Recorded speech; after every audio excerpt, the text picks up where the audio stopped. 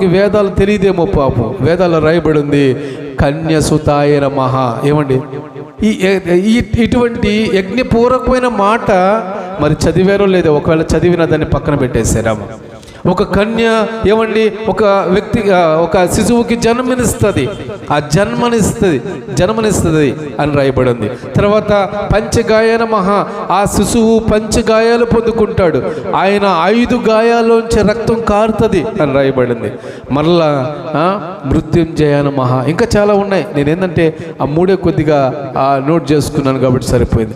అంటే ఇవన్నీ కూడా యేసు ప్రభు వైపు చూపిస్తుంటే ఈరోజు మానవులు ఏం చేస్తున్నారు అంటే ఏదో ఒక దాని వైపు చూపించడం అలవాటు అయిపోయింది, ఆనవాతి అయిపోయింది. ఈరోజు మనం జ్ఞాపకం చేసుకోవాలి.